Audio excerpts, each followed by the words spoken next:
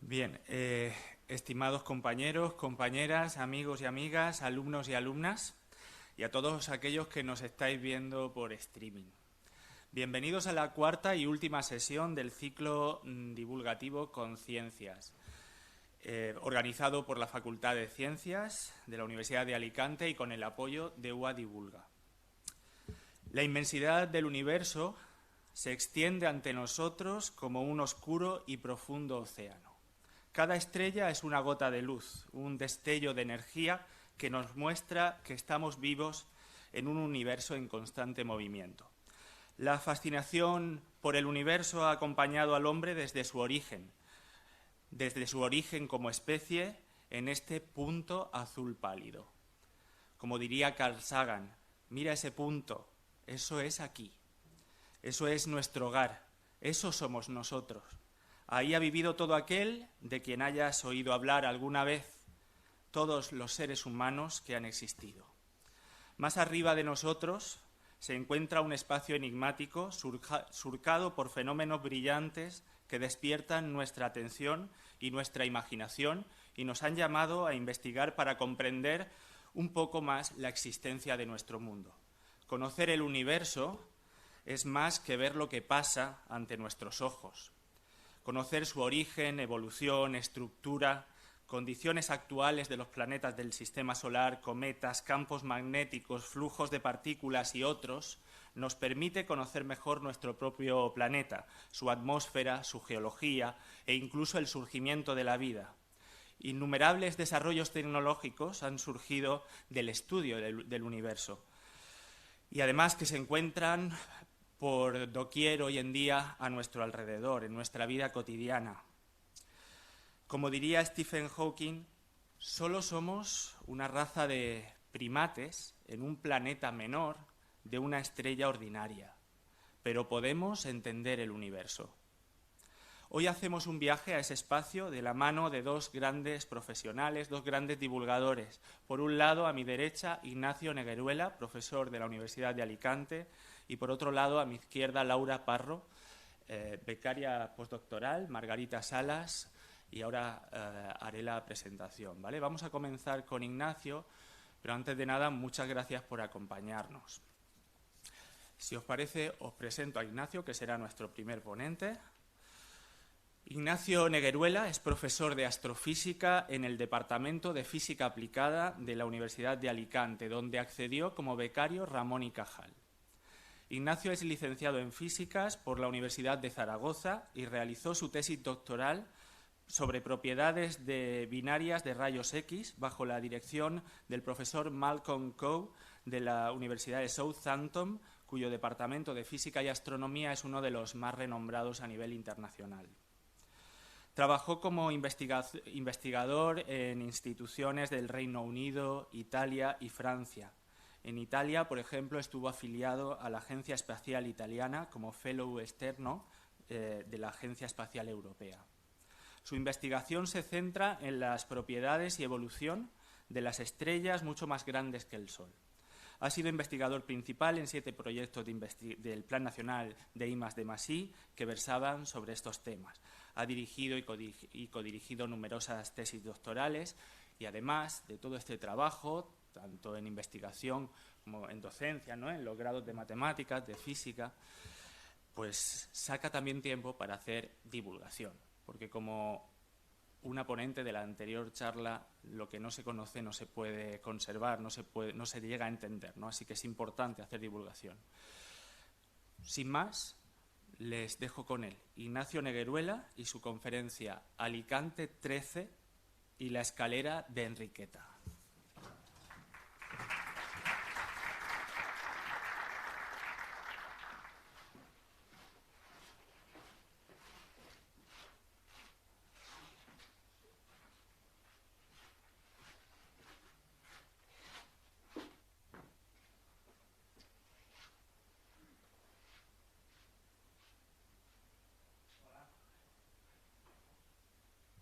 Sí. Hola, buenos días. ¿Qué tal todos? me han pedido que dé una charla de divulgación y he querido aprovechar un poquito para poner en contexto la investigación que se hace aquí en la Universidad de Alicante, o parte de ella, de la investigación que hacemos dentro de nuestro grupo de astrofísica estelar, que es uno de los varios grupos de astrofísica que hay dentro de esta universidad, donde me permito incluir a los amigos de ciencias planetarias. Voy a hablar de algunas cuestiones fundamentales en astrofísica y cosmología, y hacer una pequeña historia de cómo se han hecho algunos descubrimientos muy importantes y comentaros un poquito lo que hacemos nosotros. Bueno, supongo que todos estáis acostumbrados a ver recientemente noticias sobre el telescopio antiguamente llamado James Webb, que ahora se llama JWST, y que os enseñan estas bonitas imágenes. Os dicen, campo más profundo que se ha observado nunca, aquí está todo lejísimos, ¿no? No sé por qué los periodistas y los divulgadores les gusta poner las distancias en años luz, como si alguien supiera dónde está eso, ¿no? Que es un año luz muy lejos. De aquí a Murcia, de aquí a Vancouver. ¿Qué es un año luz? Pues no sé, es una unidad que usa nadie, que yo sepa, solo usan las periodistas. Es la distancia que recorre la luz en un año. Y estos están a muchísimos años luz de aquí, ¿no? Pero esto no nos dice nada. Así es verdad, os quiero enseñar lo primero, la unidad que usamos los astrofísicos. La unidad que usamos los astrofísicos es el parsec, que es esto que tienes aquí, más o menos 31 billones con B de los nuestros, no de los americanos, que son unos flojos, 31 billones de kilómetros. Y esta es la unidad que usamos para medir las distancias a las estrellas, y ahora os explicaré de dónde sale. Y bueno, las distancias a las galaxias, para que os hagáis una idea, la galaxia grande más cercana que tenemos nosotros es la galaxia de Andrómeda, que es la única que se puede ver a simple vista desde el hemisferio norte. Es una manera de hablar de esto de ver a simple vista. Te tienes que ir a un sitio muy oscuro, tener buena vista y saber dónde está. Y entonces puedes adivinarla. La galaxia de Andrómeda está a 780 megaparsecs. Entonces, pues si alguien tiene ganas, 31 billones multiplicado por 780 millones, te puedes hacer una idea de las distancias a las que estamos hablando, que no, evidentemente no te vas a hacer una idea porque esto escapa completamente a nuestra percepción de lo que es una distancia. Simplemente, pues los que trabajamos en estos temas sabemos hacernos una razón entre magnitudes inmensas, ¿no? Y me diréis, ¿y entonces cómo podemos saber? Aquí fijaos que no os estoy diciendo del orden de 1000, os estoy diciendo 780. ¿Cómo podemos saber estas cosas? Bueno, pues gracias al trabajo de mucha gente a lo largo de mucho tiempo, pero básicamente las distancias en astronomía, si las quieres medir, solamente lo puedes hacer a través de razones trigonométricas. Es lo único que te puede dar una distancia. Y puede parecer fácil, pero no lo es. Hay dos maneras de medir distancias a objetos astronómicos.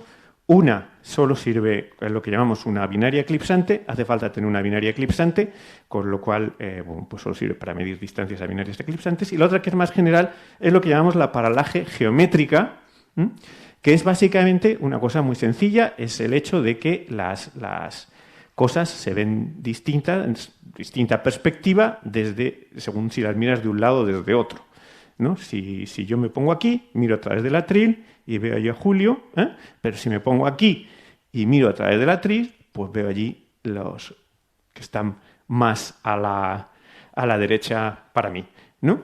Y evidentemente, pues veo cosas distintas, y si aplico trigonometría básica, pues puedo sacar la distancia a la que está el atril de mí. Y básicamente esto es lo que hacemos nosotros, solo porque en lugar de movernos de un lado a otro de la sala, lo que hacemos es aprovechar el hecho de que la Tierra da vueltas alrededor del Sol para conseguir una distancia que sea un poquito más grande. Entonces la Tierra, su órbita, de un extremo a otro, es prácticamente circular. Luego nos da lo mismo. Podemos coger 2 meses cualesquiera que estén separados por 6 meses, y estamos a los dos lados del Sol, y esta distancia, que los astrónomos llamamos la unidad astronómica, que no la menciono porque para medir distancias estelares es muy pequeña, es más o menos 150 millones de kilómetros. Que, bueno, pues es ya un poquito más grande, ¿eh? Evidentemente, si ponemos en relación 31 billones con 150 millones de kilómetros, pues todavía veréis que los ángulos de lo que estamos hablando son extremadamente pequeños. Son ángulos pequeñísimos, pero que hoy en día somos capaces de medir. Y esto lo hacemos con gran dificultad, porque hay que tener en cuenta que cuando uno se va a este nivel de detalle, las estrellas no están fijas. Las estrellas tienen un movimiento propio, que llamamos, se mueven con respecto a nosotros en el cielo, y este movimiento propio no es completamente despreciable cuando estás midiendo ángulos extremadamente pequeños.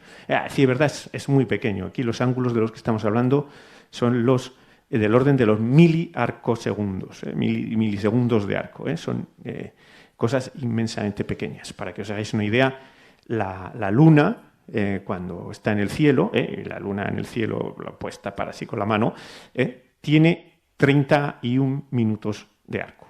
Por tanto, un segundo de arco hay del orden de 1800 en la Luna. En la Luna solo.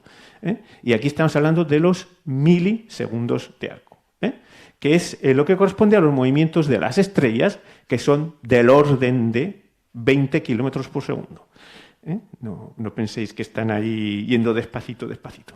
Son 20 kilómetros por segundo. Entonces la idea es esta de aquí. Conforme nosotros nos vamos moviendo a lo largo de nuestra órbita, la estrella que está relativamente cerca la veremos proyectada sobre el fondo de las estrellas que están más lejos, describiendo una pequeña elipse. Y esta medida del tamaño de esta pequeña elipse nos va a dar la distancia a la que están. Y, como digo, no es cierto porque se mueven, en realidad lo que hacen es una especie de espiral. Pero bueno. Y esto lo hacemos ahora muy bien porque tenemos un aparato que ha sido diseñado específicamente para esto. Es un satélite de la Agencia Espacial Europea que se llama Gaia, que está en el cielo, por ahí, tomando imágenes de todo el cielo desde diciembre de 2013 y está midiendo con inmensa precisión estos angulitos. Y esto lo hace gracias a este dispositivo que lleva aquí con un plano focal de 106 CCDs. En principio, la parte que se dedica a medir las posiciones es esta de aquí. Es un conjunto de unas 90 CCDs que tienen una resolución brutal, y como estás en el espacio y no tienes atmósfera que te moleste, puedes medir ángulos extremadamente pequeños. Y esto pues lo estamos haciendo desde 2013. Detrás tiene un inmenso conglomerado de astrofísicos europeos. Están usando los principales supercomputadores que hay en Europa para resolver los datos de esto. Y de aquí a 5 o 6 años esperamos tener medidas de las posiciones. Hoy en día ya no son 1.000 millones, sino de 2.000 millones, porque han ampliado la misión, y va a durar más. 2.000 millones de estrellas a las que podemos sacar sus distancias con gran precisión. Pero claro, esto hasta hace nada no era así, no había satélites. A decir verdad, la distancia al Sol solo se midió en 1769. Y ni siquiera esto es verdad. O sea, en 1769 se hizo la medición necesaria de la distancia al Sol, y esto se hizo, os voy a poner un vídeo porque es muy bonito, más que nada, no porque sea extremadamente necesario. Esto se hizo en lo que se conoce como un tránsito de Venus. Un paso del planeta Venus por delante de la superficie del Sol. Aquí tenéis unas imágenes que son muy chulas.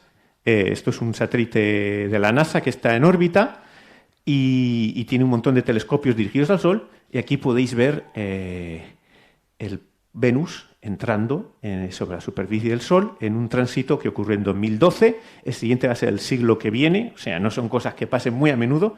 Está tomado en todo tipo de longitudes de onda para que se vea con detalle cómo está detrás la atmósfera del Sol, etcétera, etcétera. O sea, esto hoy en día pues es también lo tenemos muy bien medido y muy bien localizado. Evidentemente, en 1769 esto no se podía hacer así. Y la distancia al Sol se midió con una técnica que había desarrollado teóricamente Halley, el del cometa 50 años antes, que básicamente consistió en enviar gente a un montón de sitios que estuvieran a lo largo de un mismo paralelo y aplicar esta misma metodología que os acabo de comentar a Venus sobre el Sol.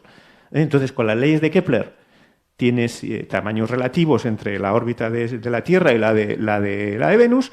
Con esto tienes la distancia al Sol. Y como os digo, 1769 se hizo la medida, pero no penséis que fue inmediato, porque claro, luego lo que pasaba en aquella época, que no había internet, tienes que volver a tu país, que te lleva un par de años, tienes que publicar los datos y luego tienes que recogerlos y tal, ¿no? Entonces, a principios del siglo XIX se conocía la distancia al Sol con una precisión de más o menos el 5%, y en 1840 se conocía la distancia a 4 estrellas. Y este señor, que los que hayáis hecho matemáticas os sonará por otros motivos, Friedrich Bessel, es el primero que publicó una distancia a una estrella. No es el primero que la midió, pero es el primero que la publicó, conviene tenerlo en cuenta para los que les cuesta escribir papers, que luego te lo pisan. Y él y otros consiguieron medir en aquella época, con los mejores dispositivos que había, que los había construido el mismo Fraunhofer, pudieron medir la distancia a 4 estrellas, las más cercanas, evidentemente. Y la cosa no mejoró mucho a lo largo del siglo XIX porque es extremadamente difícil medir con este tipo de precisiones angulares muy por debajo del segundo de arco. ¿Y cómo entonces podemos saber las cosas? Pues aquí viene una historia curiosa, que involucra una tragedia romántica y una señora que se llamaba Enriqueta. A mediados del siglo XIX empezó a desarrollarse la fotografía. Y en aquella época vivía en Boston una familia que eran muy ricos y bastante conocidos en la sociedad de allá, que eran los Draper.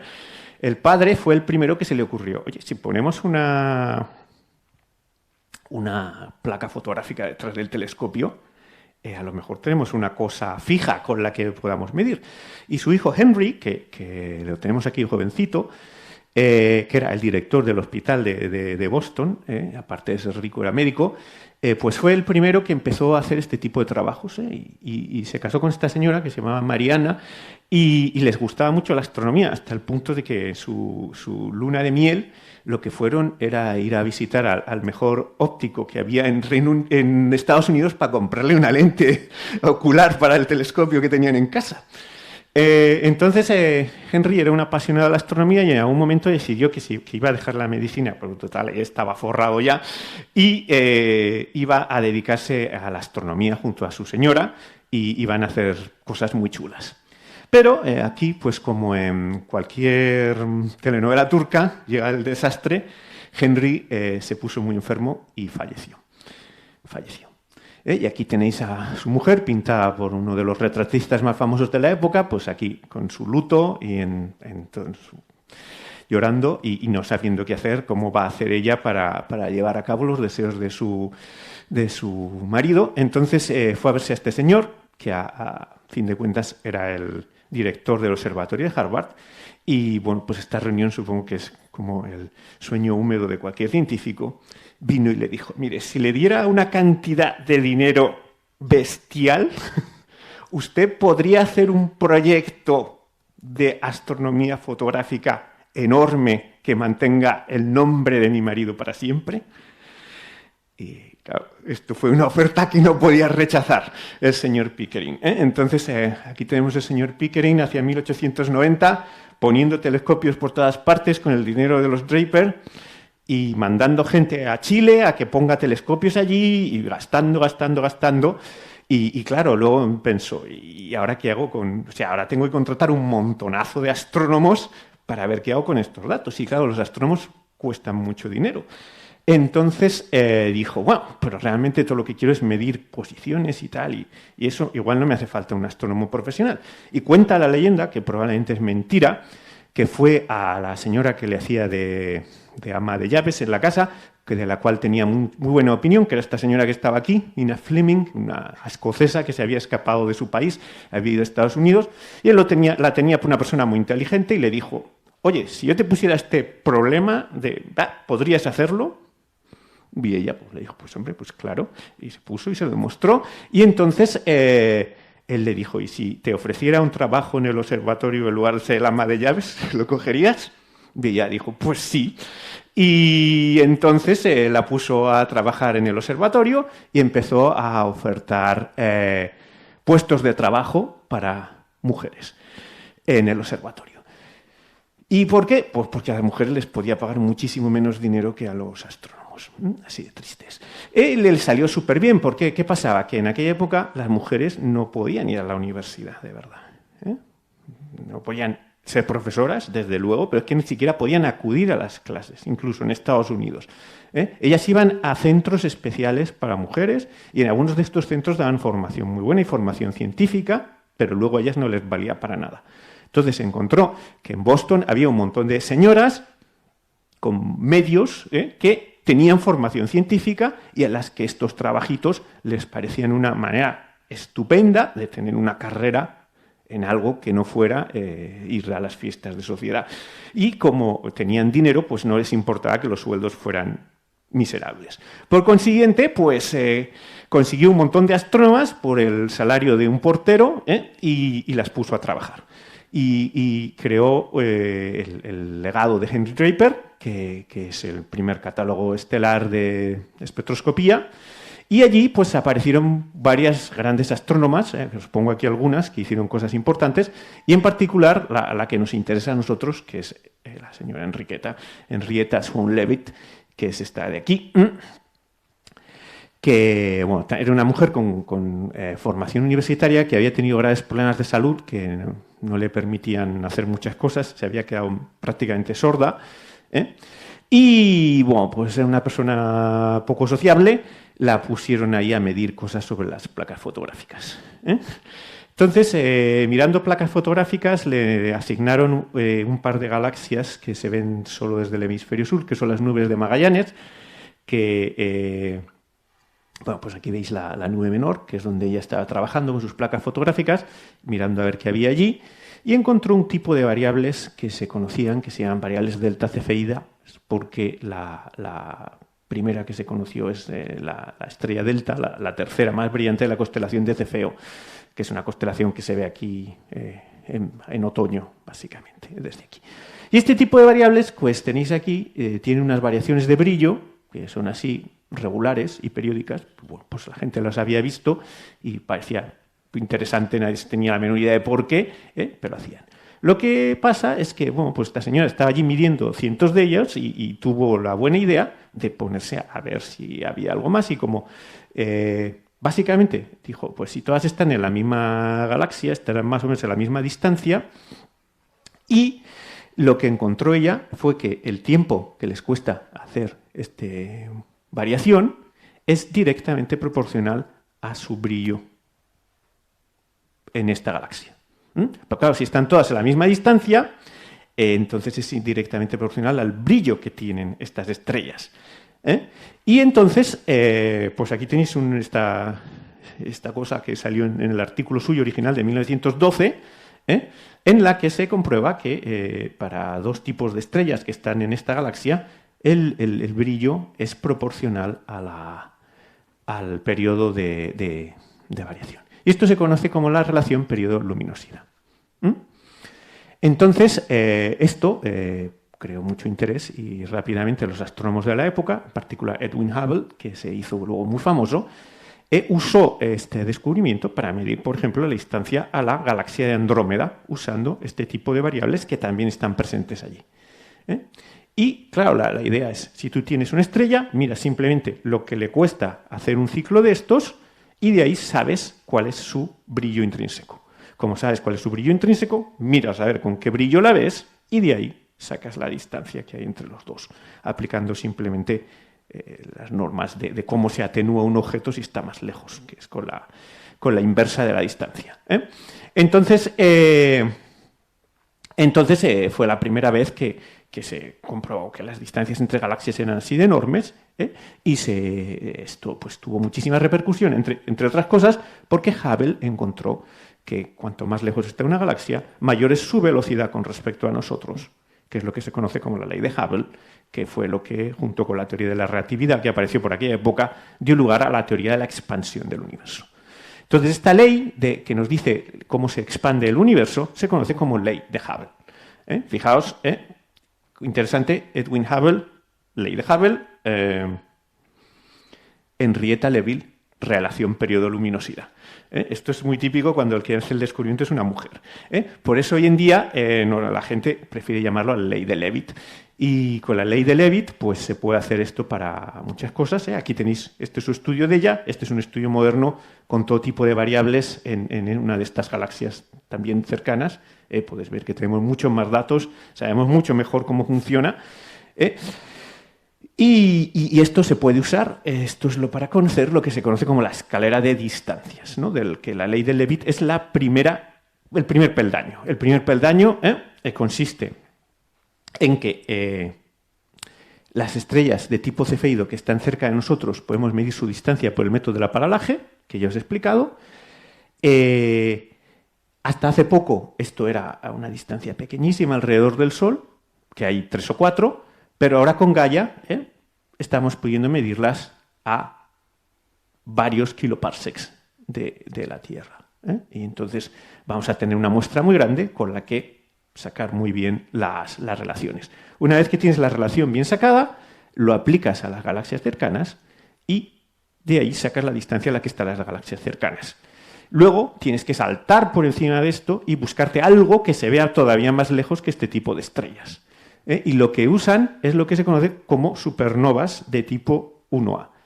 Supernovas de tipo 1A. Esto está muy bien calibrado porque cuando se lanzó este telescopio espacial, al que se llamó Hubble en los años 90, lo primero que hizo fue lo que se llamó el programa, el Key Program, el programa clave del Hubble, consistió en observar un montón de galaxias de nuestra vecindad y sacar con cuidado cuánto valía la constante de Hubble, porque hasta entonces pues no se tenía muy claro. Yo cuando estudié decían que la constante Hubble estaba entre 60 y 80 en estas unidades de kilómetros por segundo por megaparsec, que te está explicando cómo se expande el universo.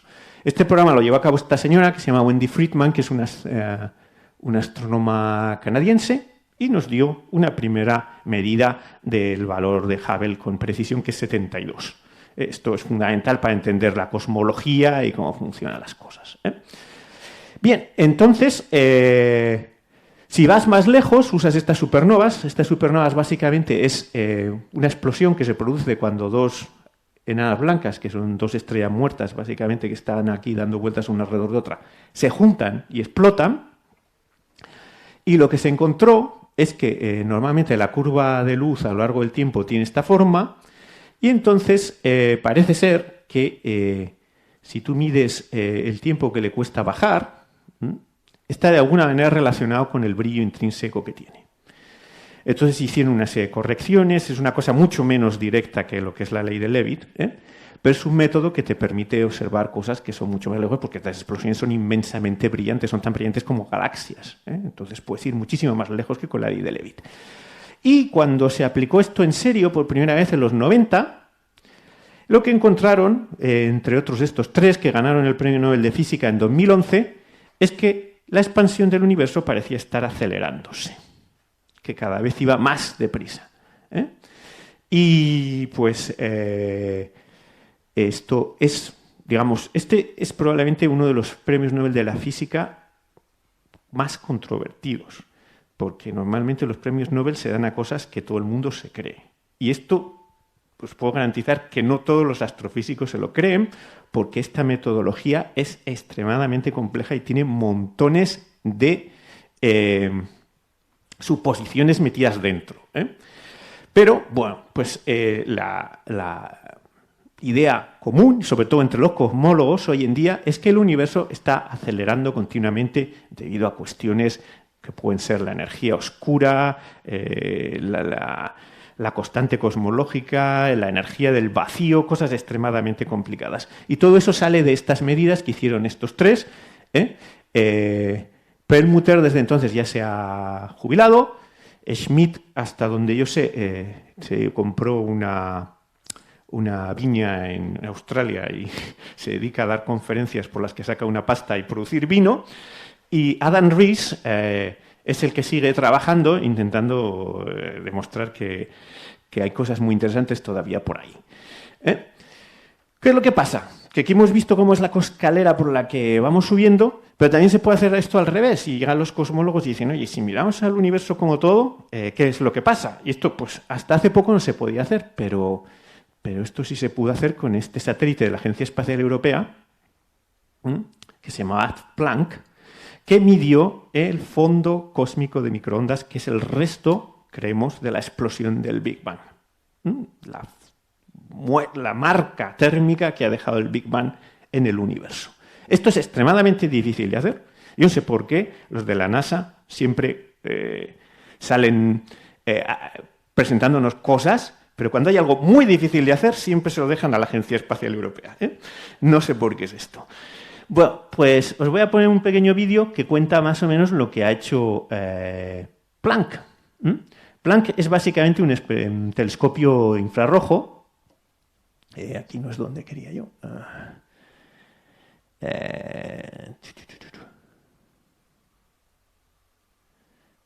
¿Por qué he sacado yo esta?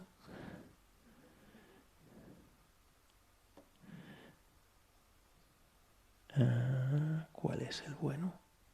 Este creo.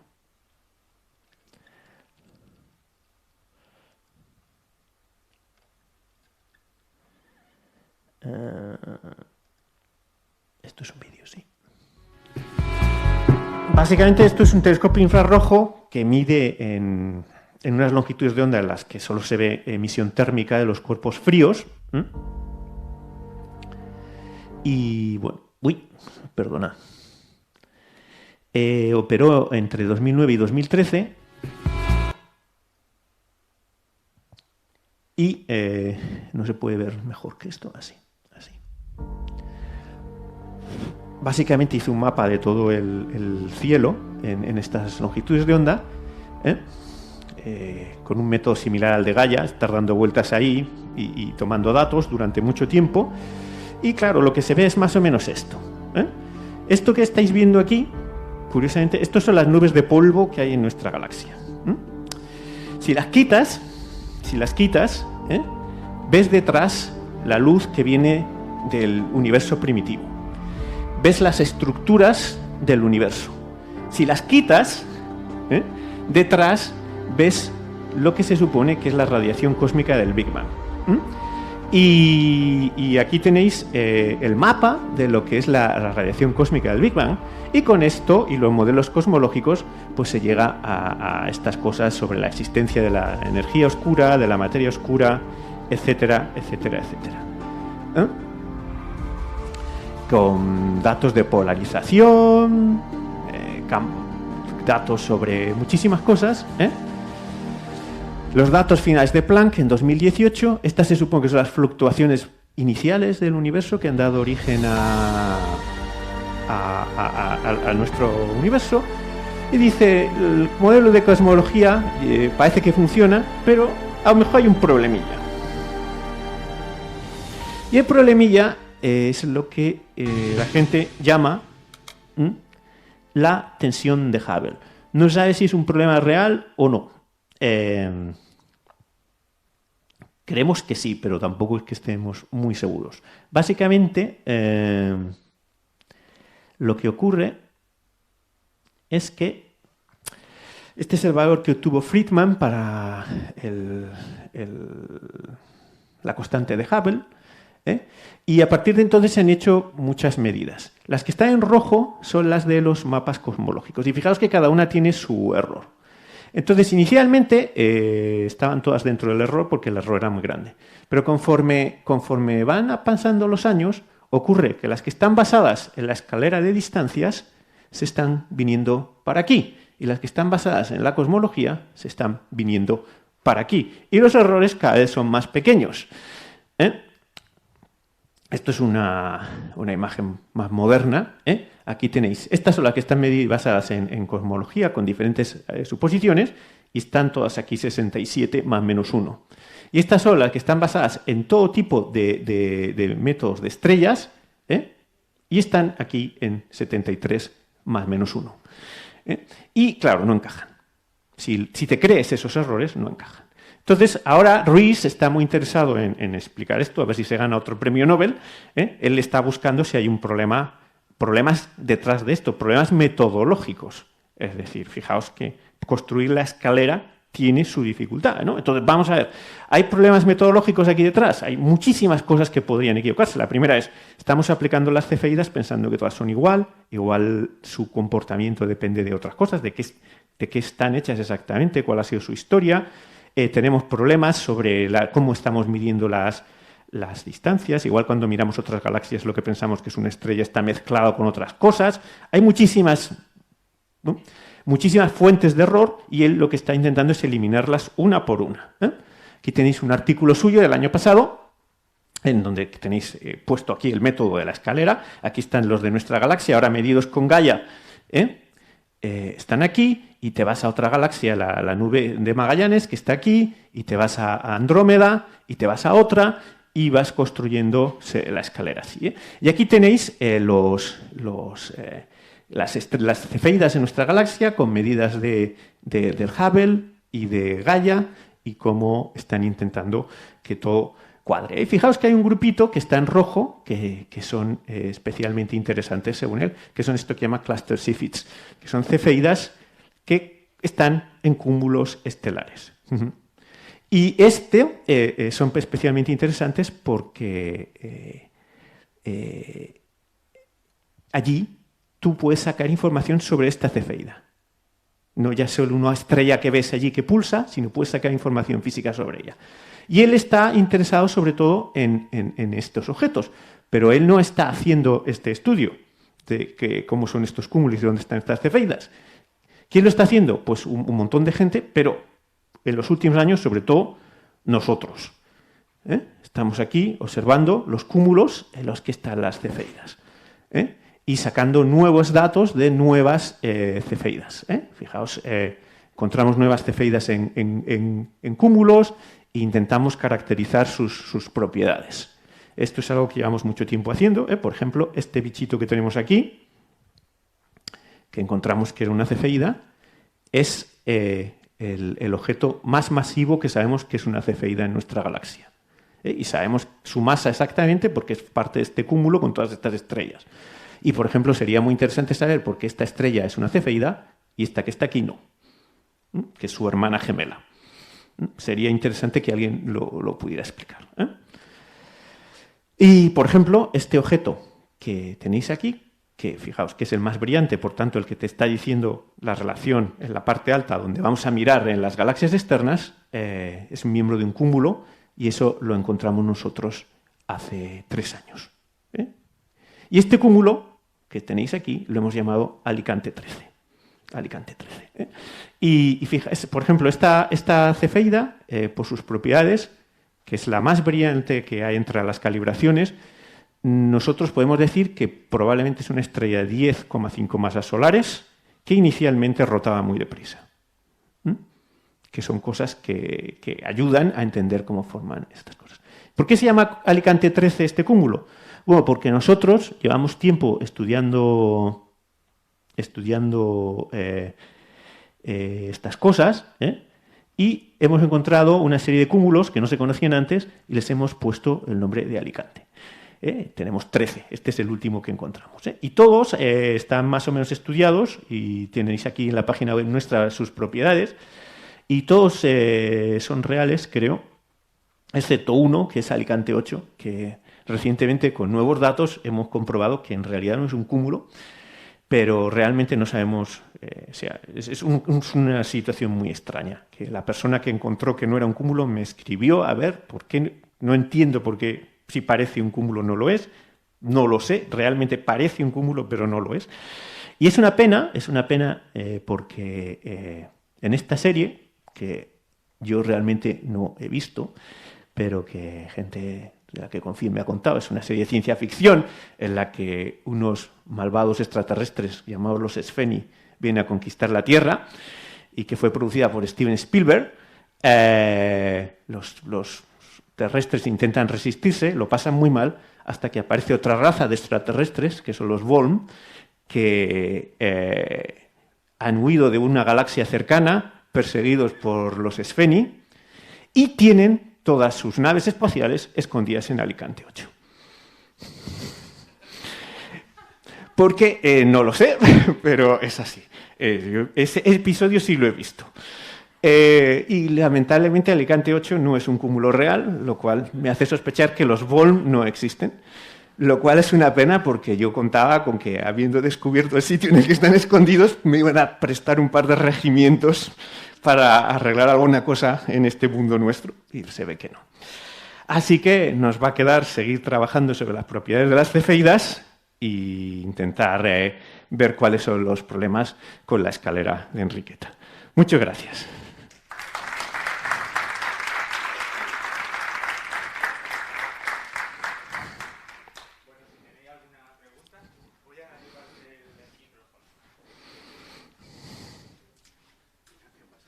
Toma.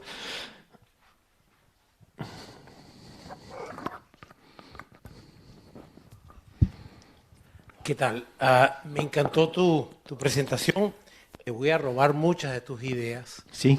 para dar mis charlas allá en Estados Unidos. Yo soy americano, específicamente norteamericano, y sí somos, yo diría que más que flojos, somos un poco provincianos, ¿no? Y tienes razón, todas las naves europeas hacen los trabajos más difíciles. Específicamente en ir a un asteroide, tomar una muestra y traerla a la Tierra, eso era demasiado fácil para la Agencia Espacial Europea. Y por lo tanto nos lo dejaron a la NASA y hay una nave que se llama Osiris-Rex, que tiene una muestra de un asteroide y la trae a la Tierra en septiembre de este año, pero era demasiado fácil, entonces nos la dejaron a nosotros que somos de segunda mano. Bueno, quería decirte que en cuestión de años luz, yo sí los considero bastante útiles. Especialmente para mis estudiantes, decirles que la luz de Andrómeda salió hace 2 millones de años y estamos viendo Andrómeda como era hace 2 millones de años. A mí la unidad de años luz se me hace muy útil para la docencia. Y cuando yo le digo a un estudiante que ellos pueden con su simple vista ver un objeto que está a 2 millones de años luz y cuya luz salió hace 2 millones de años y lo que había en la Tierra hace 2 millones de años, es bastante útil para mí. Pero de nuevo, me encantó tu presentación. Gracias. Gracias.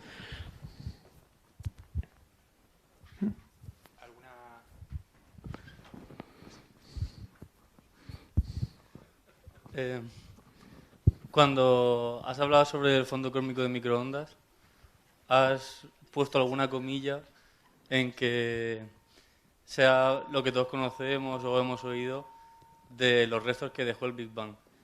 Y quería preguntarte de dónde vienen esas comillas. ¿Qué dudas tenemos? Hay otras teorías, pero ninguna tiene mucho sentido. Lo cual, quiero decirte, la teoría del Big Bang es la mejor que tenemos en este momento para explicar la cosmología. Pero la idea del Big Bang ha estado ahí mucho tiempo. Lo que tenemos ahora, la lambda cosmología con materia oscura fría, es lo que tiene sus tensiones, ¿no? Y evidentemente a Adam Riess le encantaría encontrar un problema fundamental a ver si se saca otro Nobel. Pero por eso es muy importante todos estos problemas, que es muy importante pero es muy aburrido, todos estos problemas metodológicos, asegurarte de que no son los que están introduciendo pequeños errores sistemáticos en las medidas que te harían que la tensión se fuese a nada. Entonces,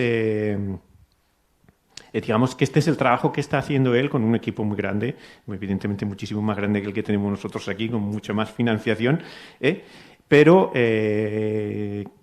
no te estoy diciendo que el modelo esté mal, te estoy diciendo que es el que tenemos y que no está comprobado, digamos, que todo esto no haya efectos que nosotros no estamos teniendo en cuenta.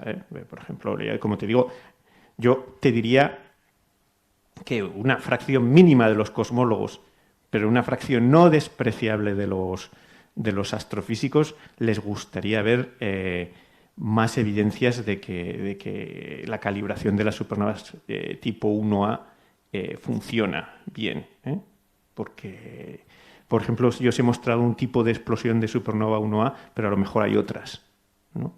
Entonces, la suposición implícita de que todas hacen lo mismo exactamente, pues son cosas que habría que comprobar. No te estoy diciendo que estén mal, te estoy diciendo que nosotros todavía tenemos ciertas incertidumbres.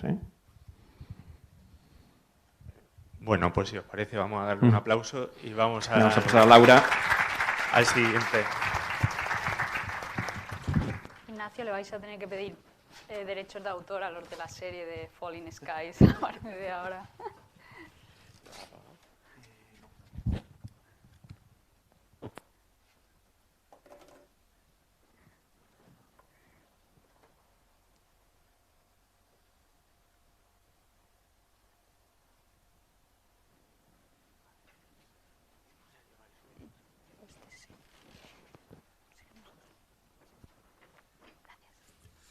Bueno, muchas gracias, Ignacio. Vamos a pasar a la segunda ponente, Laura Parro. Es graduada en Geología por la Universidad Complutense de Madrid, con un máster en Procesos y Recursos Geológicos, y actualmente es investigadora postdoctoral Margarita Salas, con una beca vinculada al Laboratorio Lunar y Planetario de la Universidad de Arizona y además a la Universidad Complutense de Madrid y también con nosotros, la Universidad de Alicante. Financiada esta beca por el Ministerio de Universidades con fondos de la Unión Europea. Laura comenzó su aventura extraterrestre estudiando el satélite helado de Júpiter, Europa. Sus intereses en investigación incluyen procesos de superficie, caracterización geofísica y geoquímica, mapeo y técnicas de teledetección aplicadas a las ciencias planetarias, astrobiología, historia térmica, evolución a largo plazo de planetas terrestres, lunas, cuerpos pequeños del sistema solar. Más específicamente, su investigación se centra en una variedad de estudios geológicos sobre la Tierra, Europa, Ceres, Marte y los asteroides NEA. Su tesis doctoral, por ejemplo, versa sobre la estructura de la litosfera y el estado térmico del planeta rojo. Desde hace unos años combina el trabajo de investigación con la divulgación científica en su tiempo libre, para que cada vez más gente conozca el gran trabajo que desarrollan los científicos, y siempre desde una perspectiva cercana y creativa, incentivando al público a descubrir cómo son los cuerpos celestes de nuestro sistema solar. Hace relativamente poco tiempo también te has postulado, ¿no?, para aquello de la Agencia Espacial Europea. Sí, intentó ser astronauta. Es que suena muy grande eso. Bueno, sin más, les dejo con ella. Laura Parro y su conferencia Mapeando otros mundos, astrogeología, pasado, presente y futuro.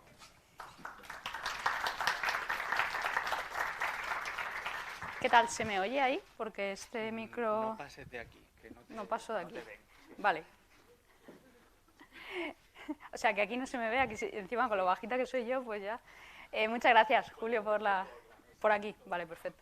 Muchas gracias, Julio, por la presentación, a todos por asistir en esta mañana. La verdad es que después de la charla de Ignacio, que hemos visto cosas como muy grandes, muy amplias, un registro enorme de estrellas, ahora nos vamos a centrar en nuestra estrella, en nuestro sistema solar, y es que vamos a ver cómo ha ido evolucionando esto que llamamos astrogeología o geología planetaria y cómo ha sido la historia de la evolución de esta rama científica y también cómo la hemos usado para mapear otros mundos, no solo nuestro planeta.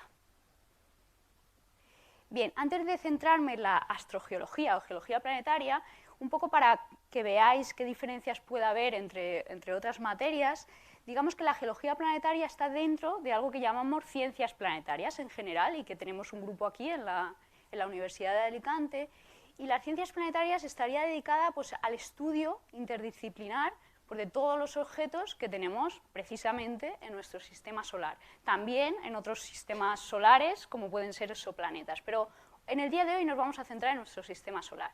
Bueno, pues, ¿qué podemos estudiar en el sistema solar? Pues desde planetas, lunas, a cuerpos pequeños, y digamos que las ciencias planetarias se verían desde, bueno, se podrían estudiar desde la física, la química, la geología, la ingeniería. Para ello, para recabar datos, hemos mandado muchas misiones a diferentes cuerpos planetarios y se pueden hacer estudios sobre muchísimas propiedades diferentes. No voy a entrar en detalle porque si no, no terminaría. Pero en el día de hoy nos vamos a centrar en esta especialidad, como bien ha dicho Julio. Yo vengo de estudiar geología, entonces, bueno, esto es una parte muy especializada de las ciencias planetarias, no es muy conocida en este país, en España, pero sí quizá en los Estados Unidos, que es de donde vengo yo ahora de realizar una estancia. Entonces os quiero contar un poco cómo se ha ido desarrollando esta rama, que creo que es bastante interesante. Bien, ¿qué sería la geología planetaria, ¿no? O la astrogeología? Bueno, pues os he puesto aquí una pequeña definición. Se centra en la comprensión de las propiedades y procesos geológicos que ocurren en los objetos de superficie sólida. ¿Por qué? Porque si nos dedicamos a estudiar, por ejemplo, la geología de Júpiter, de Saturno, no tendría mucho sentido, porque realmente con todas las capas que tenemos de gases no podemos ver ningún proceso geológico, ¿no? Entonces, la geología planetaria se centraría tan solo en estos cuerpos de aquí, tan solo que son muchísimos cuerpos, ¿no? Pero principalmente, claro, cuando se empezó a estudiar geología planetaria, se empezaron a estudiar principalmente, pues, por ejemplo, la Luna, Marte, los cuerpos que teníamos más cerca de nuestro planeta, también Mercurio, que no está muy lejos de la Tierra. Pero según fue avanzando esta, digamos, rama científica, fuimos incluyendo a más objetos en el sistema solar, muchas lunas heladas de los cuerpos mayores, como ya decía antes, los objetos gaseosos como Júpiter, Saturno, que tienen lunas gigantes, muchas de ellas incluso más grandes que el planeta Mercurio, y también planetas que, bueno, Plutón ha dejado de ser un planeta en 2006, pero objetos que están muy lejos, y también cuerpos menores, que hablaré un poquito sobre ellos. ¿Cómo realizamos estos estudios geológicos? Bien, pues como os decía, hemos mandado muchísimas naves espaciales, ya veremos algunas de ellas, a recabar datos de las superficies de estos objetos, y lo que hacemos es, igual que usamos técnicas geológicas para identificar diferentes características en las superficies de la Tierra, hacemos lo mismo pero en otros planetas para generar mapas. Luego todo esto ha ido evolucionando y podemos generar ahora incluso pues, diagramas 3D de lo que serían los diferentes estratos rocosos, en fin, muchas cosas. Y vamos a ver algunos ejemplos de esto hoy.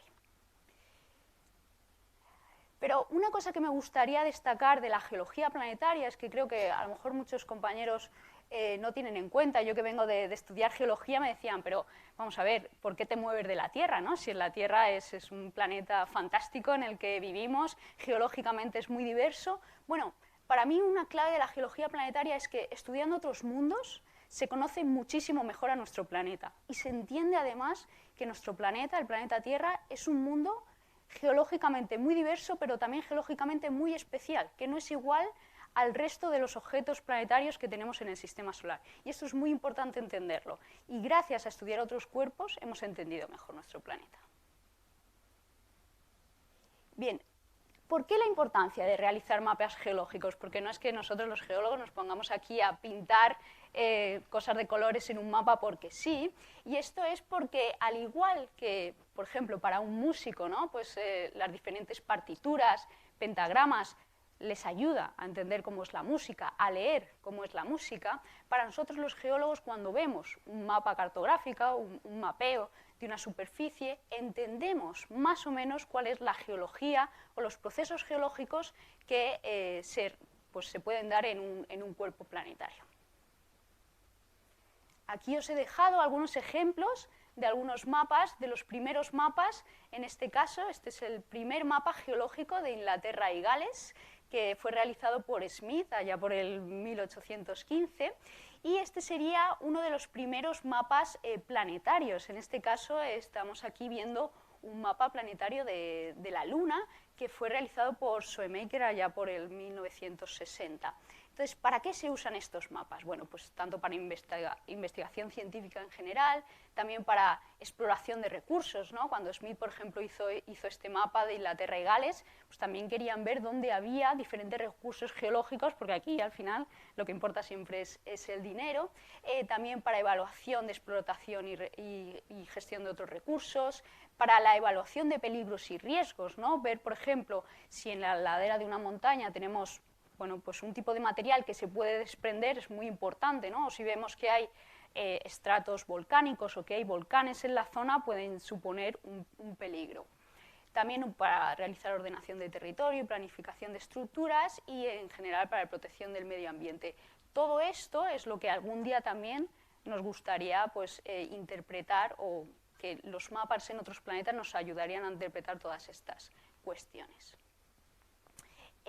Bien, ahora voy a pasar a contaros un poquito de historia de cómo se inició todo este mapeo de diferentes cuerpos planetarios, y empezamos por la Luna. La Luna al final es nuestro satélite natural, lo tenemos aquí al lado, es el cuerpo planetario que tenemos más cerquita, y por eso pues, cuando los científicos empezaron a querer mapear otros mundos, pues empezaron por este, ¿no? Aquí tenemos, como os decía, este mapa, que fue uno de los primeros, del 1960, este también del 1961, donde, bueno, pues simplemente indicaron cuáles eran estas partes de la Luna llamadas María, que están formadas por vulcanismo, y hay que pensar que todo esto hay que asociarlo a toda esta época en la que la NASA, sobre todo, un poco en guerra de carrera espacial contra Rusia, quiso llegar a la Luna y poner a las primeras personas en la Luna. Pero claro, no es sencillo decidir dónde vas a mandar humanos a la Luna. Para eso fue necesario realizar todos estos mapas. O sea, realmente se empezaron a realizar todos estos mapas porque había de fondo este objetivo de mandar a personas por primera vez a pisar la Luna, pero había que hacerlo en un entorno seguro. ¿Cuándo y dónde nació la astrogeología? Realmente es una rama bastante nueva. De hecho, se acaban de cumplir, este año se cumplen los 60 años de que, digamos, esta parte científica de las ciencias planetarias se creara, y fue creada por este señor de aquí, Eugene Shoemaker, entre los años 1960 a 1963, y esto bueno, denominó una rama nueva llamada he puesto ahí astrobiología, perdonad, es un tipo, astrogeología, en el Servicio Geológico de los Estados Unidos. Y bueno, creó un centro, más adelante se creó un centro en el norte de Arizona, en Flagstaff, y desde ahí empezó todo el auge de esta nueva ciencia. ¿Por qué se creó esta rama científica? Bueno, pues como os decía, para apoyar el programa espacial en los Estados Unidos. También para cartografiar la Luna geológicamente, para que ninguna misión tuviese problemas a la hora de aterrizar en la superficie lunar.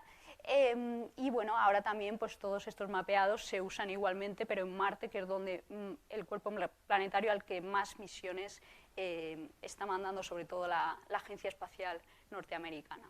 Y una cosa muy importante, aquí ahora veremos, es por qué pasó esto en Arizona, ahora lo vamos a ver, y es que también todo este programa de astrogeología se planteó para la formación de astronautas. Claro, pensar que los astronautas iban a un mundo, en este caso una luna, totalmente desconocida. No sabían cómo tenían que caminar, no sabían lo que se iban a encontrar. Entonces necesitaban un campo, un sitio donde practicar todas las diferentes actividades que iban a hacer. Bueno, aquí tenemos más imágenes de Eugene Shoemaker. Me gusta mucho.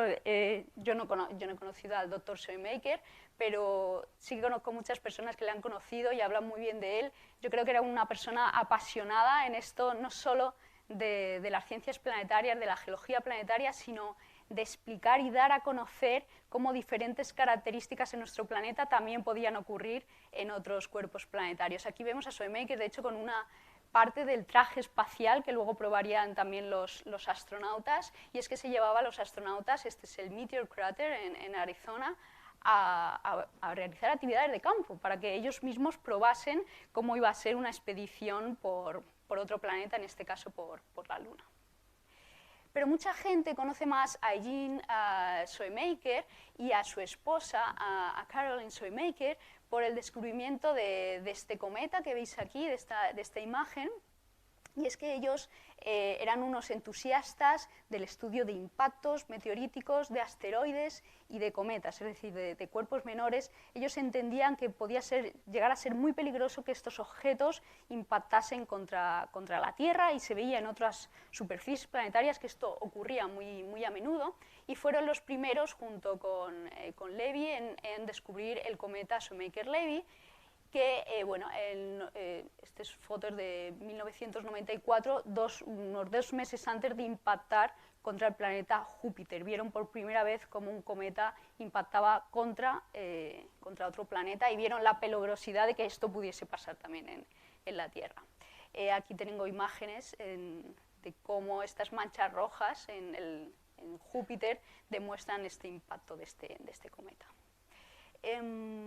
Algo que me gustaría mucho destacar, sobre todo de Caroline, aquí la vemos ella ya muy mayor con Levy, es que a pesar de que su marido falleció cuando tuvieron ambos un accidente de coche en Australia, ella, tan mayor, ha seguido divulgando en general las ciencias planetarias por todo el mundo, y no ha descansado nunca en su afán por divulgar esta ciencia, y aquí les vemos a ambos delante del edificio Shoemaker en Arizona, que es un poco la cuna de toda esta rama científica.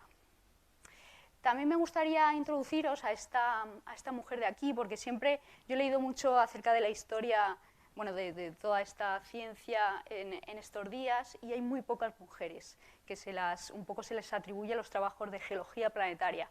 Y esta es una de ellas. Maretta Nell West fue una geóloga que empezó trabajando como geóloga petrolera allá por el 1940, pero que en el 1960 fue reclutada por el Servicio Geológico de los Estados Unidos para una tarea muy específica, para ayudar, junto con otro resto de equipo de científicos, al mapeo de las zonas de aterrizaje de la misión Apolo 11.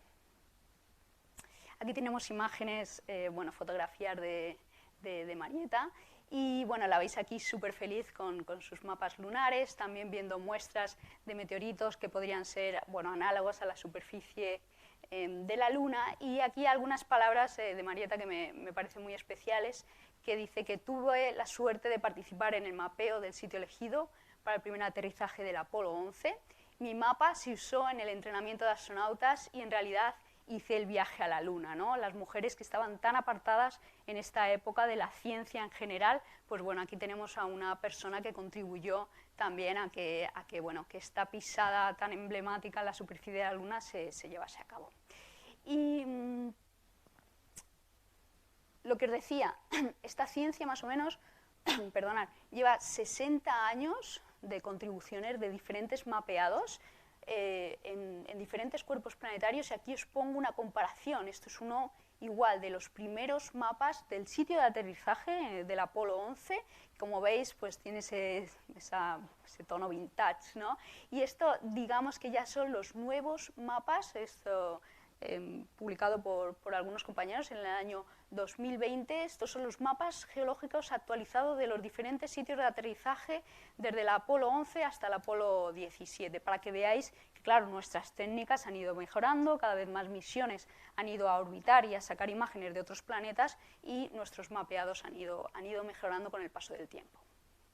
Y este sería, para que veáis un ejemplo de un mapa geológico global, este sería el ejemplo del mapa global de la Luna, donde podéis ver, pues, por ejemplo, se ven muy bien los diferentes cráteres de impacto que están mapeados en diferentes colores, y en rosa, por ejemplo, todas estas zonas de María, que son estas zonas volcánicas que tenemos en la Luna. Y al final este mapa es una síntesis de todas las misiones Apolo y de todas las misiones orbitales que han ido visitando la Luna.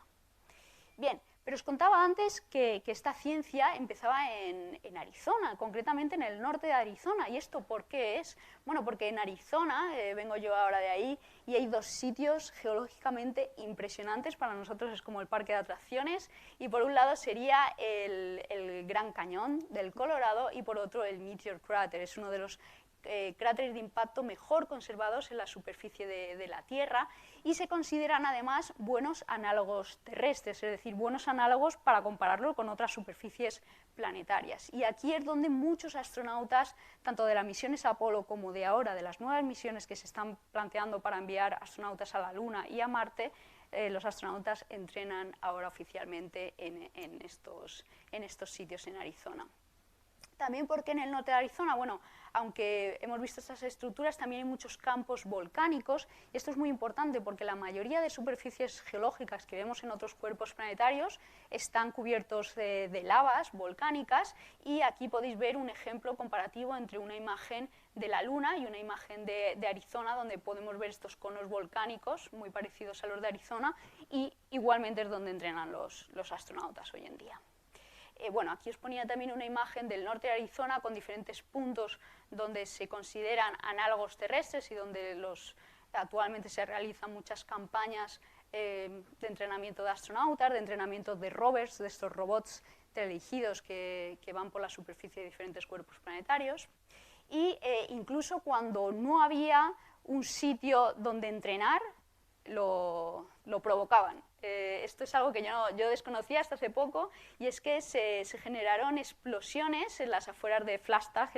Flagstaff es una ciudad al norte del estado de Arizona, donde dijeron que no hay suficientes cráteres de impacto, que solo tenemos uno grande, vamos a crear más. Entonces se pusieron aquí a mediados de la década de 1960 a decir, vamos a entrenar bien a nuestros astronautas, vamos a generar un campo de diferentes impactos meteoríticos para que puedan entrenar allí. Y como veis, este es el resultado de todas estas explosiones que realizaron en este campo, y fue un campo de entrenamiento durante muchos años. Yo la verdad es que no lo he visto porque lo desconocía totalmente, no sé si sigue existiendo, me gustaría saberlo, la verdad. Pero no solo eso, claro, no solo entrenaban los astronautas, es que también a finales de la década de los 60 las misiones Apolo fueron evolucionando y mandaron rovers donde los astronautas iban montados para un poco explorar la Luna con mayor velocidad. Pues aquí tenemos a dos astronautas, Eugene Cernan y también a Harrison Smith, que conducen lo que llamaban Grover, que es un simulacro de lo que fue el rover, el vehículo lunar, y que probaron precisamente en Arizona. Aquí tenéis una imagen comparativa de lo que fue luego la exploración con este rover por la superficie de la Luna en la misión Apolo 17. Algo también que me gustaría destacar desde el punto de vista geológico, y creo que los geólogos en general estamos como bastante orgullosos de ello, es que el único científico que ha pisado la Luna, que además fue la última persona oficialmente en pisar la Luna, fue este astronauta de aquí, que fue Jack Smith o Harrison Smith, que se incorporó al equipo de astrogeología en Flagstaff en 1964, y gracias a trabajar ahí, luego cuando aplicó para ser astronauta, pues dijeron, pues tú tienes, aparte de una capacidad buena para ser, bueno, como piloto, como científico en general, también eres geólogo, así que nos puedes ayudar a seleccionar las diferentes muestras que nos queremos traer de vuelta de la Luna. Entonces, pues allá fue Harrison Smith a la Luna en la misión Apolo 17 en el año 1972. Y la verdad es que me hace mucha ilusión porque conocí a Harrison Smith hace exactamente 2 semanas en Houston, en un congreso, y es que Harrison sigue yendo a muchos congresos científicos un poco a pues, contar su experiencia como persona que ha estado en la Luna, ¿no? Realmente, porque ahora mismo hay un nuevo programa, el programa de la NASA Artemisa, que va a mandar nuevos astronautas a la Luna, y bueno, pues siempre está bien tener como referencia a personas que ya han pisado la Luna. Bien, no puedo terminar la parte de la historia de la geología planetaria sin mencionar el centro en el que he estado yo trabajando. Este en concreto es el Lunar and Planetary Laboratory, que no se encuentra en Arizona Norte, se encuentra en Arizona Sur, pero que también fue otro centro planetario que fue creciendo a la vez que esté en el Servicio Geológico de los Estados Unidos, y que fue creado por este hombre de aquí, Gerard Kuiper, que en 1960, más o menos cuando empezó la geología planetaria, decidió que él quería hacer el primer atlas de la Luna, ¿no? Y ayudar a todo este programa estadounidense para llegar a la Luna. Y bueno, creó un laboratorio en la Universidad de Arizona, consiguió dinero en una época que hay que entender que la geología planetaria no existía, pero las ciencias planetarias estaban totalmente pasadas de moda. O sea, era el auge de ver estrellas, de ver galaxias, y la gente pasaba absolutamente de las ciencias planetarias. ¿Qué pasa? Que luego llegamos a la Luna y se convirtió en un boom, ¿no? Pero en esta época estaba totalmente pasada de moda, así que era muy difícil conseguir dinero, pero bueno, aquí vemos algunos de sus ayudantes y que luego se doctoraron por primera vez en geología planetaria, como a William Hartmann, que hicieron, por ejemplo, un globo donde mapearon las diferentes imágenes de la Luna para realizar estos primeros mapeos. Pero no solo hemos pisado la Luna, esto es importante saberlo, y es que robots o misiones enviadas por los humanos han llegado a superficies como Venus, bueno, por supuesto la Tierra, la Luna, a 3 diferentes asteroides, a los asteroides Bennu, Ryugu e Itokawa, también a la superficie de Marte, a un cometa, el cometa 67P, y a la luna gigante de Titán.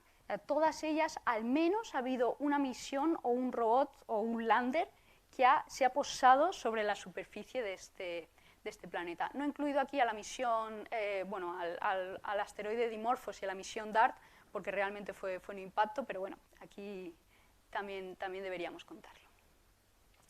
Ahora voy a pasar brevemente a contaros un poquito de la historia de Marte y de la exploración de Marte, porque es seguramente del planeta geológicamente mejor conocido del sistema solar después de la Tierra, y en algunos casos incluso mejor que la Tierra, porque hay que comprender que nuestro planeta está cubierto en gran medida por un gran volumen de agua y muchas veces no podemos ver el fondo geológico de los océanos, pero en Marte sí, en Marte tenemos cartografiada toda la superficie en muchísimo detalle, y esto ha sido gracias a que, bueno, muchas agencias espaciales, principalmente la Agencia Espacial Norteamericana, también la Agencia Espacial Europea, la Agencia Espacial China, que se ha sumado hace poco, se han venido muy arriba y han mandado un montón de misiones al planeta rojo. Aquí tenéis la evolución de...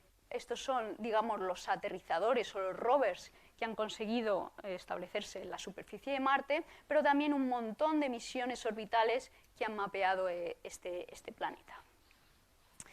Aquí os pongo un mapa de dónde se han posado las diferentes misiones. En blanco, con estrellitas, veis las misiones que han aterrizado bien en la superficie de Marte, es decir, sin estrellarse, pero es que en amarillo veis todas las misiones que se han estrellado contra la superficie de Marte. Y es que no es fácil aterrizar, lo primero, en otro cuerpo planetario, en un cuerpo planetario con diferente gravedad, sin atmósfera, que no pueda de alguna forma parar toda la velocidad que pueda llevar una nave al aterrizar. Entonces, bueno, han sido muchas las misiones que se han estrellado. Y bueno, aquí tenéis en azul las últimas 2 misiones nuevas, Mars 2020, que ya aterrizó en el año 2020, pero este mapa es anterior, y ExoMars, que ya no va a ir en 2022, veremos si en el futuro podrá llegar a la superficie de Marte. Y para mí, estos son realmente los geólogos que exploran la superficie de Marte, es decir, todos estos robots tienen como objetivo todas estas cosas que os pongo por aquí. Lo primero, probar que un aterrizaje puede ser seguro en otra superficie planetaria. Luego, muchos de ellos, su objetivo principal era la búsqueda de agua, hacer cartografía geológica, experimentos geofísicos. Por ejemplo, una de las estaciones ha conseguido medir terremotos o martemotos en la superficie de este planeta. También la exploración del terreno y análisis composicional in situ de diferentes muestras rocosas. Me gusta siempre mucho poner esta imagen porque creo que se ve también no solo la evolución de cómo han sido las misiones, sino cómo han ido creciendo en volumen y en tamaño según la NASA veía que era capaz de aterrizar diferentes rovers en la superficie de Marte, ¿no? Aquí tenemos el mini rover Sojourner, que fue un test para ver si realmente podían aterrizar un pequeño robot. Lo consiguieron y dijeron, bueno, esta es la nuestra, vamos a mandar a unos hermanos mayores. Estos fueron las misiones gemelas Spirit y Opportunity, que como veis ambos tienen paneles solares, pero luego pasamos a un rover mucho mayor, que fue el rover Curiosity, que claro, este rover, pensar que ya es como un coche de grande, pesa casi 1 tonelada, entonces necesitaba una batería radiactiva para funcionar, ya no se usan paneles solares. Y bueno, preguntaréis cuál va a ser el siguiente estadio de estos robots, ¿no? ¿Cómo va a ser el siguiente modelo? Pues bueno, aquí tenemos la evolución también de las ruedas, esto es muy importante, por la superficie de Marte es muy rugosa en ciertos aspectos, los basaltos muchas veces dañan todas estas ruedas, entonces lo siguiente que nos falta por mandar a Marte es esto ya directamente, porque según vamos evolucionando, pues es un poco lo que nos queda. Pero ahora sí, de verdad, vamos a ver un poco la evolución de estos geólogos en superficie, cómo se han ido moviendo. Aquí tenemos una imagen real del rover Curiosity, que el rover Curiosity yo creo que fue una revolución. Yo cuando empezaba a estudiar ciencias planetarias y geología planetaria fue el primer rover que vi como aterrizar en directo, ¿no? Y para mí fue muy emocionante. Y aquí le tenemos pues haciendo sus cosas como geólogo en la superficie, y fue el primero en poderse sacar selfies. Entonces es muy emocionante ver cómo, por ejemplo, a lo largo de los años, el rover Curiosity se ha ido llenando de polvo marciano, y es que, bueno, pues hay muchas veces viento y polvo que se va acumulando en la superficie de estos robots, y se va viendo, según pasan los años, la evolución en este sentido. Pero no solo eso, sino también del daño en las ruedas. Os mostraba antes una foto de las ruedas, y esto es algo que NASA intenta probar, tanto en los diferentes espacios que tiene en los diferentes complejos de NASA, como por ejemplo en estos campos que os mostraba de Arizona, y es que las rocas de Marte pues hacen agujeros y dañan las ruedas del rover, y esto, cuando mandas una misión que vale millones de dólares, es muy importante que al menos te aguanten de alguna forma las ruedas lo máximo posible. Aquí os ponía un pequeño diagrama de cómo estos robots teledirigidos, cuáles han sido los que más han caminado de alguna forma o se han movido en la superficie tanto de Marte como de la Luna. En kilómetros, el rover Opportunity tiene el récord, y es que estuvo en la superficie de Marte entre 2004 a 2018, muchísimos años, cuando se esperaba que solo durase un año, y bueno, fueron más, casi 14 años de movimiento. Entonces, bueno, se ha movido unos 45,2 kilómetros. Y el rover Curiosity, que es este que tenéis aquí, yo creo que va a ser el siguiente que bata el récord de movilidad en Marte, pero no hay que olvidar que en la Luna también se van a enviar nuevos rovers, y también será una superficie que será muy estudiada por estos pequeños o grandes robots, según el tamaño. Os voy a contar un poquito más y cómo los mapas han ayudado al aterrizaje del último rover en Marte. Este es el rover Perseverance, que como veis es muy parecido al rover Curiosity, prácticamente son hermanos gemelos, aunque tienen algunos instrumentos diferentes, pero la curiosidad del rover Perseverance es que iba acompañado por este otro robot, que es un dron, es un helicóptero, el helicóptero Ingenuity, que ha sido la primera vez, ha conseguido que la humanidad por primera vez vuele un objeto en otra atmósfera planetaria, en este caso en la de Marte. Y el helicóptero Ingenuity también ha tomado imágenes en vuelo de la superficie de Marte. Ha sido muy emocionante ver esto. Pero bueno, lo que os vengo a contar aquí es que dónde ha aterrizado este rover y cómo los mapas han ayudado a decidir la zona de aterrizaje del rover. Bien, el rover Perseverance ha aterrizado en este cráter de impacto que vemos aquí, el cráter Jezero, y quería aterrizar en una zona más o menos cercana a estas dos zonas que veis aquí con las flechas, que son deltas. Aquí lo vemos un poquito mejor en esta imagen. Un delta, desde el punto de vista astrobiológico, es una zona súper importante de explorar. ¿Por qué? Porque, al igual que sabéis que aquí cómo se forman los deltas en la Tierra, es una zona donde desagua pues un río, y puede ser una zona a explorar donde quizás se encuentre algún registro astrobiológico, materia orgánica y demás. Entonces era importante para el rover aterrizar en una zona segura alrededor de estos deltas. Para ello se usaron imágenes de, por ejemplo, estos dos instrumentos científicos. Aquí tenemos un mosaico de imágenes de 6 metros por píxel, que tiene una buena resolución, pero siguen siendo 6 metros. En 6 metros te puedes encontrar un bloque de roca, algo que pueda ser peligroso para el rover. pero también teníamos otro instrumento, el instrumento HiRISE, que consiguió mapear esta zona con detalle de hasta 25 centímetros por píxel. Se han realizado muchísimos mapeos de esta zona y finalmente se seleccionó un área en la que el rover podría aterrizar, y de hecho estas imágenes, estos mapeados, se instalaron de alguna forma en el ordenador que llevaba el rover, para que el rover por sí solo, al descender la misión, pudiera decidir cuál era el mejor sitio donde aterrizar. Y bueno, el rover Perseverance aterrizó perfectamente en la superficie de Marte en el año 2020, y aquí pues veis una cartografía geológica muy detallada de algunos compañeros para lograr este lugar de aterrizaje seguro de la misión Perseverance. Simplemente para que veáis como comparación, hemos visto antes el mapa geológico global de la superficie de la Luna, este sería el de Marte, donde se ven claramente dos zonas. Esta zona en marrón serían las zonas altas del planeta y en la zona norte las zonas bajas.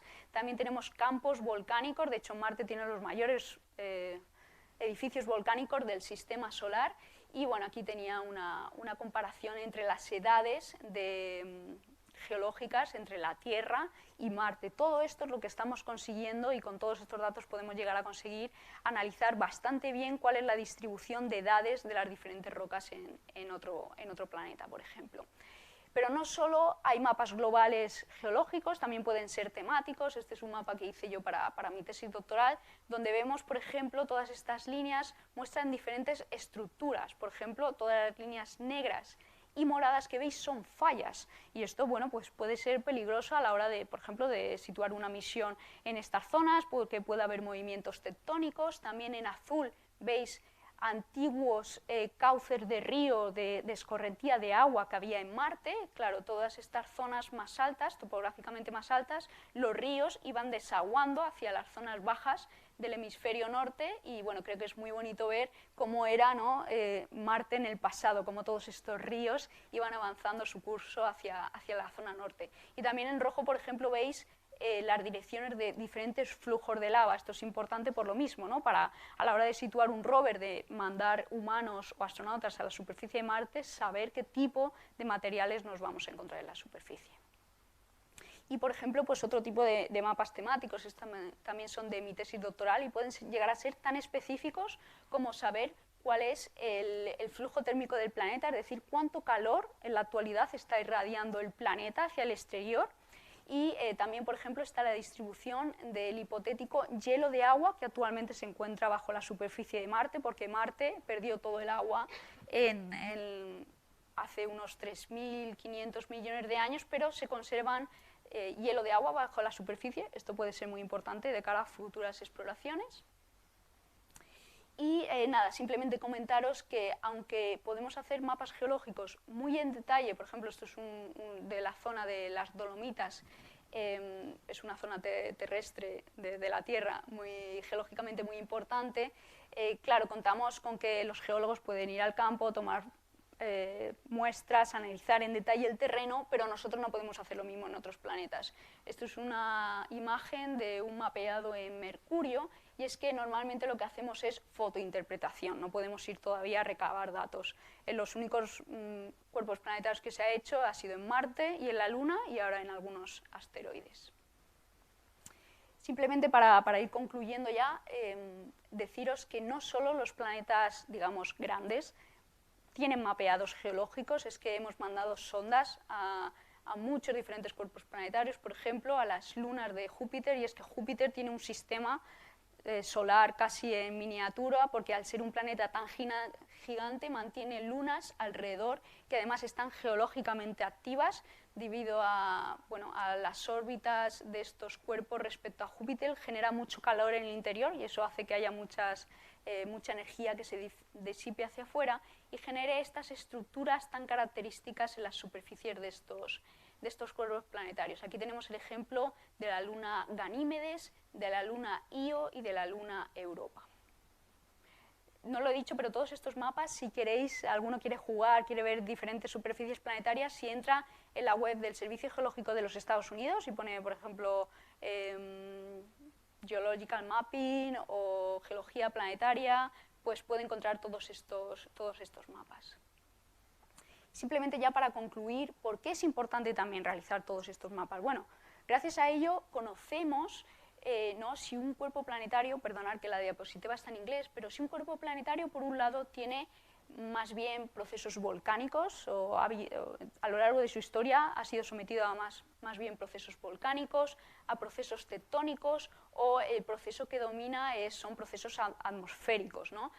La Tierra, que la tenemos aquí, es una combinación de todos ellos, es un planeta que tiene muchísima actividad volcánica, también muchísima actividad tectónica y también muchísima actividad atmosférica porque tiene una atmósfera relativamente densa. Pero, por ejemplo, si vemos la luna Titán, que es uno de los cuerpos con mayores atmósferas, pues claro, lo tendríamos aquí, ¿no? Su proceso mayoritariamente serían procesos atmosféricos, y es importante saber que la Tierra es el único cuerpo planetario con tectónica de placas, y esto hace que muchos cuerpos, no quiere decir que no tengan tectónica, pero geológicamente están menos activos. Otro de los grandes cuerpos activos tectónicamente en el sistema solar sería la luna helada de Europa. Para concluir, os voy a enseñar algunos ejemplos de unos cuerpos que para mí son muy especiales, son los que estudiamos ahora aquí en el grupo de la Universidad de Alicante, y es que son cuerpos que no son esféricos, entonces muchas veces es más difícil no mapearlos quizá, pero sí adaptar mapas globales a sus superficies. ¿Por qué? Porque no son superficies, como digo, esféricas, son superficies que tienen diferentes formas, son asimétricas, y este es el caso, por ejemplo, del mayor asteroide que tenemos ahora mismo identificado en el sistema solar, es el asteroide Vesta, que se encuentra en el cinturón de asteroides, y como podéis ver tenemos cartografiada toda su superficie, pero como veis su perfil pues no es muy redondeado, es más bien algo achatado y alargado. Pero también hemos cartografiado otros cuerpos como cometas. Este es el ejemplo, gracias a los datos de una misión europea, de cómo hemos cartografiado el cometa 67P, que tiene esta forma, muchos dicen que tiene forma como de patito de goma, bueno, tiene dos lóbulos aquí, y pues de alguna forma también hemos conseguido interpretar su superficie, al menos diferentes regiones que parecen geológicamente diferentes. Y pues bueno, del último cuerpo planetario, asteroides que se están investigando ahora y que nosotros participamos en su estudio, son de estos dos asteroides que tenemos aquí. Es un sistema binario de asteroides. Por un lado tenemos al asteroide Didymos y al otro a su luna Dimorphos, y es que hace relativamente poco la misión DART impactó contra este asteroide de aquí, el asteroide Dimorphos, para un poco testear qué capacidad tiene la humanidad de desviar un asteroide en el caso de que fuese peligroso en algún momento. Pero bueno, desde el punto de vista geológico, pues esta misión nos ha presentado imágenes en detalle de la superficie, donde podemos ver una superficie llena de bloques, y actualmente, pues bueno, estos son ejemplos de otros asteroides, pero se puede analizar su superficie de forma geológica, ver diferentes cráteres de impacto en superficie y demás, simplemente para que veáis un ejemplo de algo que estamos investigando actualmente. Ya para acabar, deciros que la exploración, en este caso de nuestro sistema solar, ha sido inmensa. Aquí esto es una diapositiva resumen de todas las misiones que se han mandado a diferentes cuerpos planetarios, desde Mercurio, Venus, la Tierra, Marte, por supuesto los planetas gigantes y a sus lunas. Incluso a Plutón llegó la sonda New Horizons hace unos años. Este sería el mismo, pero de la agencia, solo focalizado en las misiones planetarias de la Agencia Espacial Europea. Y algunas, por ejemplo, van a ir nuevas a estudiar las lunas de Marte en detalle y demás. Pero claro, ¿qué nos queda para el futuro? Bueno, para mí creo que el futuro va a pasar de nuevo por un auge de la exploración tanto de la Luna y de Marte, y es porque el programa Artemisa de la NASA está pensando volver a llevar humanos a la superficie de la Luna, y esto será muy importante de cara a la exploración tanto planetaria como geológica. Y simplemente aquí también os ponía un diagrama de nuevas misiones que se van a mandar a otros cuerpos planetarios, como la misión Dragonfly, que será la primera misión en volar de forma más o menos continuada por la atmósfera de Titán, una de las lunas de Saturno, también nuevas misiones a las lunas heladas de Júpiter y, por supuesto, a Marte, que enviaremos más misiones a diferentes asteroides y demás. Espero que con esto os haya hecho una especie de resumen de toda la exploración del sistema solar y que os hayáis llevado una impresión de lo que puede ser esta rama de la geología planetaria. Así que, nada, muchas gracias por vuestra atención.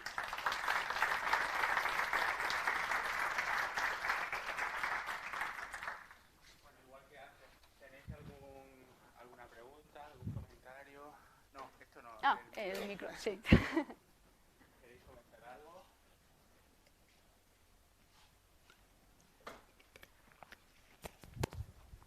Laura, ¿nos podrías hacer una comparación entre el Gran Cañón en Arizona, en donde estuviste hace poco, y Valles Marineris en Marte? Esa es una buena pregunta. Claro, yo no he tenido la opción de ver el Valles Marineris en directo, ¿no? Ya me parece muy impresionante el Gran Cañón, pero para que tengáis una idea, el Valle Marineris es un gran cañón tectónico, no sé si lo puedo poner rápidamente en una diapositiva aquí que hay de Marte. Aquí veis el Valle Marineris, que es un gran cañón que está un poco en las zonas ecuatoriales de Marte.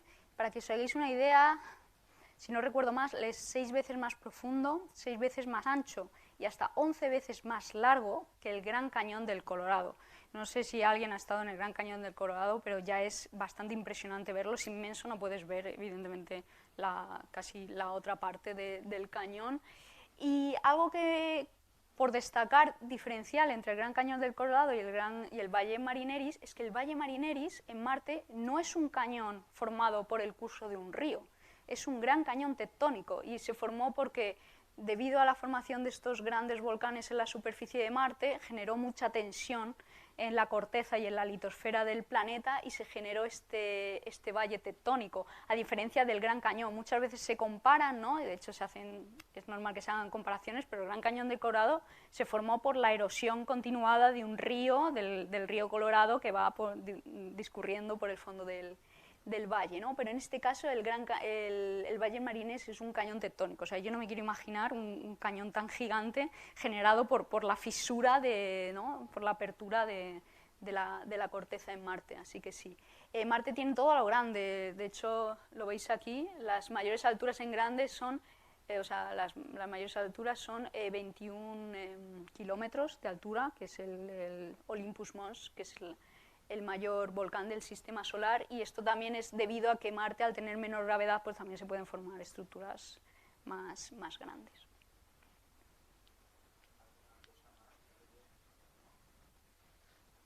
Preguntarte por la experiencia en el proceso de selección de la Agencia Espacial Europea. También tenemos aquí a muchos alumnos, muchas alumnas. Oye, quién sabe, a lo mejor están pensando en qué consiste, ¿no? Ese proceso. Consiste? Pues sí, de hecho yo creo que todos los alumnos además que estén en ciencias parten con una ventaja, ¿no? Porque yo cuando me presenté al proceso, no sé si la gente lo sabe, pero te puedes presentar de 2 formas, por la parte de como piloto, ya sea piloto comercial o piloto del ejército, por ejemplo, o como personal científico. Ahora han ampliado mucho el rango, puede ser cualquier tipo de ciencia, pero evidentemente ciencias que estén más ligadas a la física, a la geología, a la biología. Están buscando gente que vaya ahora mismo a la superficie de la Luna o de Marte, pues tienen cierta ventaja. Así que yo cuando apliqué me preguntaron por todo eso, de hecho, ¿no? Que cuántas veces había salido de mi país, por ejemplo, a hacer expediciones geológicas o expediciones a otros sitios de la Tierra, que si tenía algún problema en pasar mucho tiempo fuera de casa, que cuál era mi background científico. Entonces, bueno, si además tienes un cierto bagaje en el estudio de planetario y demás, pues eso fue muy importante en el proceso. Y sí, no sé, animar a la gente. Yo me presenté con toda mi ilusión, de 23.000 personas, y nos seleccionaron a 1.000 para empezar las pruebas, y la verdad que fue no sé, una experiencia muy motivante hacer las pruebas como astronauta. No fui elegida al final, pero fue una experiencia muy, muy buena. Y de hecho, en el primer test de pruebas, que fue todo un día de test, tuve test de física, de matemáticas, de inglés, o sea que cualquier base científica va a ayudar a la gente a, si quiere en algún momento ser astronauta, ¿por qué no? Bueno, pues ya lo sabéis. Poner Si queréis. pilas. Bueno, muchas gracias, Laura, por gracias. tu buen hacer. Y hasta aquí han llegado las sesiones del ciclo Conciencias de este año. Yo quiero agradecer al equipo de Canal, que aquí está Josete, pues haber confiado en mí para organizar estas conferencias. A Magda, a todas las personas bueno, también está Celia, a todas las personas de la facultad, tanto de conserjería, que se pelean con el tema de los carteles, de secretaría, que me ayudan con los trámites económicos, etcétera. No quiero mencionar a nadie porque se me olvidará. Y también a los ponentes que han pasado por aquí. Os recuerdo: Alfredo Corell, Mario Molina, Carlos Briones, Pepa Antón, Juan Carlos Gil, María Ángeles Alonso, Ignacio Negueruela y Laura Parro. A todos ellos, muchísimas gracias y muchas gracias a vosotros por acompañarnos. Os esperamos el año que viene. Ya sabéis, sin ciencia no hay futuro. Muchas gracias.